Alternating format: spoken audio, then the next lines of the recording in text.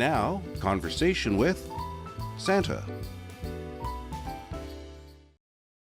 Thanks a lot. Yes, I'm very pleased to be joined by Santa Claus. He's taken some time out of his busy schedule to join us here today. Santa, thanks for joining us. Oh, not at all. I'm very happy to be here to see and talk to you today. Well, it's a very important interview here, but first of all, it's just such an exciting time of year, isn't it, this time of year? It is very much. The children's temperatures are all up and in expectation of what's going to happen now. In fact, would you say it's the most wonderful time of the year? The most wonderful time of the year. Now, you're down here, you're in the Kootenays, getting some information on what the kids want this year. How are preparations up at the North Pole right now? Everything is kind of tying up. All the manufacturing is coming to a conclusion now, and we've got a lot of product to move out now. We put them in various depots so that I can pick them up with the reindeer from other places other than at the North Pole. So everything's nice and organised, and you're not there. So who's in charge of the North Pole when you're away? Charlie, he's the chief elf.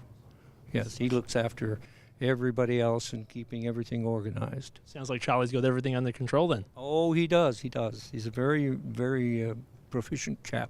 So you're talking about all the toys, everything's ready to go. What are some of the hot items this year, the things kids are looking for? Well, of course, there's always Lego, and then there's the drone madness. Everyone wants a drone. The girls are still happy with dolls and so on, but there are so many different kinds, nowadays. And games of all sorts, and books. There's no end to what we're putting out there. And then there's the sporting goods, too, Now, what is this business about elf on a shelf? Well, that's something that we did start a while ago by getting parents to acquire an elf for their family and to put that elf in the home so that we could kind of keep a contact with the elf to find out how the children are being. We don't like to give a lot of presents to naughty children, and so it's very important to keep track of them that way. Seems like the kids have really caught on to that. They love that, the idea of spotting the elf on the shelf. Talking about that, though, has it been a successful venture for you to get an idea of whether the child has been naughty or nice? Well, yes, and one of the indicators usually is that the child says, "Will you please take him back to the North Pole?" Because normally he's found out something about that child, that he's being naughty. Yes. So, talking about the naughty and nice list, how are things shaping up this year? Is it nice and balanced, or are there more kids on the nice list? Oh, it's amazing around Christmas time. Everyone stops being naughty. At least they'd better do, or maybe there'll be nothing in their stocking either. Yeah. So, when I was speaking to you about lining up this interview, my kids were obviously very excited. It's the most wonderful time of the year. They're very excited about Christmas. They have some things that they're hoping they might get. But first of all, my son Knox, can you confirm, is he on the naughty list or is he on the nice list? Oh, we haven't seen him on the naughty list. That's the only one we keep an eye on. If he's not on the naughty list, he's going to get something pretty good. Okay. Well, he really likes tools. He's looking for like a kid's tool set. Do you have any of those kicking around? I'm not sure what that was again. Like tools, like a hammer and a screwdriver and pliers and... Yes, and there's even electric tools now. There's no end to the things that he might get.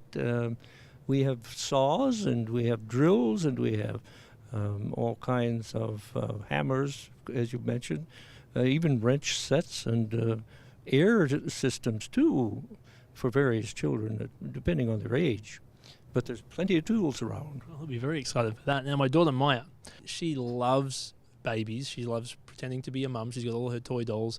She's looking for a car seat, a car seat that she can take her doll and put her doll in the car when we have to go and drive somewhere. Any of those around the North Pole? Not right now. Your best bet, because it's so well engineered, is to buy a very small child's car seat. Well, I'm kind of wondering whether the elves might be able to make it. The elves are pretty good at just making stuff. Is that something that they could look at creating? Oh, yes, it is indeed. If there's enough demand for it, well, we'll provide a response. But we've got to find out what all the safety provisions are for the seats, too, as we make them. We'll see about that. Okay. My next question is, we're wondering, me and my wife and my 2 children are wondering when you might be arriving at our place here in Cranbrook. Oh, yes, well, I'm just offhand, I would say between 9 and 9:30 p.m. Okay, well, the reason we're asking is we want to give you have some refreshments ready for you, some milk and some cookies, and we also wanted to know what is your favourite cookie? What are you partial to when it comes to cookies? Well, again, I don't want to limit myself, but I am partial to chocolate chip. Yeah. Okay, we'll take note of that. Do you ever get sick of eating cookies? Because I'm sure on Christmas Eve there's a lot of cookies there to be eaten. Well, we don't always eat them, and I don't always eat them the same night, you know. I collect them. Sure. The same with the carrots for the reindeer. Many children are putting out 2 or 3 carrots for Christmas for them to have lunch on, and of course, that's all they need, because by the time we're finished picking up 2 carrots at every house, we have a whole sleigh load of carrots to take back. One thing that I've really been curious about is, I think in the olden days when everyone heated their house with wood and they had big chimneys, it was very easy for you to get into the houses. But now with all the houses that don't have chimneys, and even the apartments where people live where there aren't fireplaces, how do you get into the houses? How do you get in there and give the presents out? Well, again, that's part of the solar reflection magic of that Santa uses in his trips around the globe. A lot of people ask, how do we get to so many places in one night? Because it's a very big world, but it's part of that magic of the solar reflection. And the same with getting into the houses. It wasn't always that we got in by chimneys, but we don't want to talk about exactly how that's done, because it might start people getting ideas. So you've got to keep that one tight-lipped on that one. Yes, yeah. All right, Santa. Well, I have one last question for you. Now, once Christmas is over, you're going to be heading to Christmas Island, correct? Yes, that's right. Yes, that's for vacation. Well, I would very much like to join you on that vacation. Any chance that once you're done your rounds dropping off the presents that you could stop by and pick me up in your sleigh? Well, we could think about that. I don't know exactly. We haven't got everything set up as to who's going. Keep me posted. I will, very much. Thank you very much for joining us. Not at all.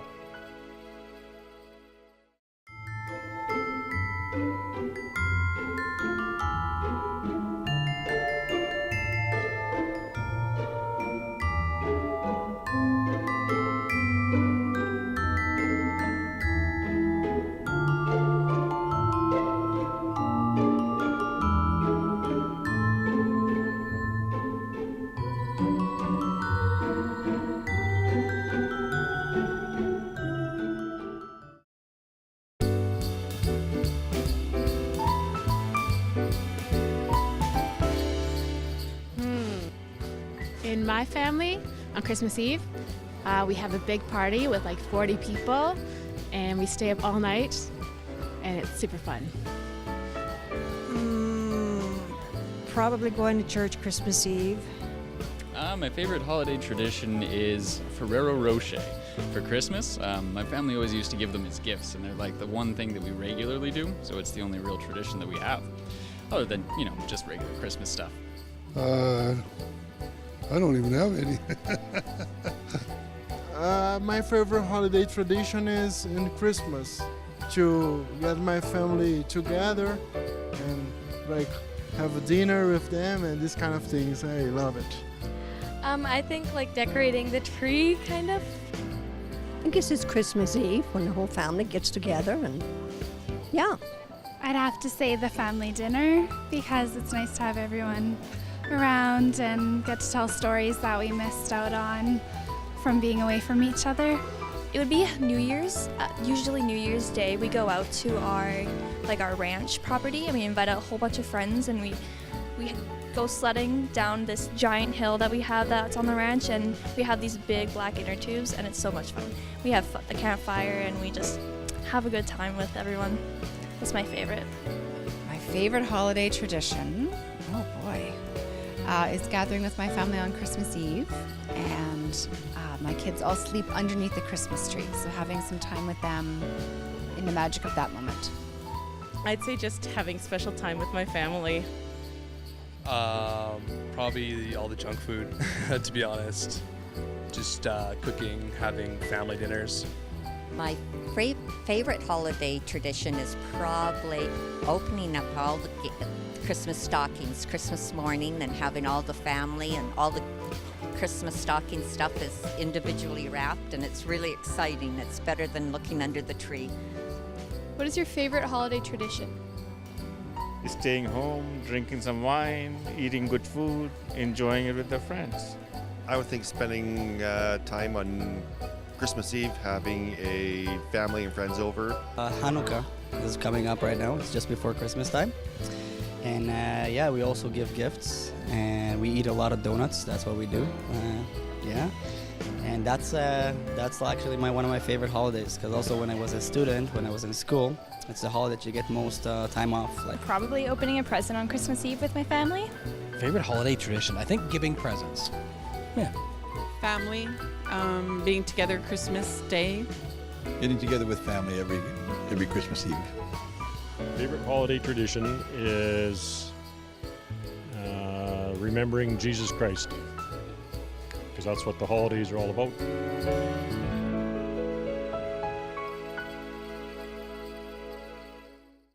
What about a brown hat band? 6-year-old Elias Quick knows firsthand the impact a comforting blanket can have.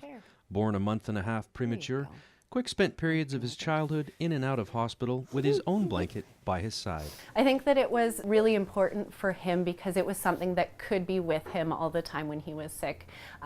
Even places that I couldn't go, his fuzzy blanket could go. And so that was it took that place of helping him calm down and feel safe. Now he's on a mission to share that comforting feeling with other kids, thanks to his Fuzzy Blankets for All campaign. We were taking Elias's little sister to daycare, and we drove by the hospital, and Elias looked out his window and said that he would really like every kid that was in the hospital and that had to stay in a hospital bed to have a fuzzy blanket like he did, so they could be comfortable. And then he said he wanted kids that didn't have homes to also have fuzzy blankets. It just popped in my head. It was really neat that he had this idea that he came up with all on his own, and he was so excited about it, and he just really wanted other kids to feel happy and comfortable. With help from his mother, Elias began selling cookies, toys, and also created a GoFundMe campaign, using the proceeds to produce their first 50 blankets, 40 for Alberta Children's Hospital, and another 10 for the Kootenay Haven Transition House in Cranbrook. In Cranbrook, we don't have a lot of kids that are living necessarily on the streets, but we do have kids that come from tough situations that have to leave their homes suddenly. I think it's really impactful that someone their own age cares enough about them and understands their situation well enough that they would want to do something like that. Just over a month in, the operation would get a boost as GoFundMe would recognize Elias's effort by donating an extra $1,000 to his cause. I told him what had happened and that somebody thought that he was doing a great job, and that this big organization had acknowledged him by giving him some money, and that was more money than we had raised in total so far. Now, with enough material on the way to create another 200 fuzzy blankets, the sky's the limit for this little kid with a big heart. It's been a really great experience for Elias, and really neat that we're able to give some comfort to some kids that are going through hard times. It makes me feel happy.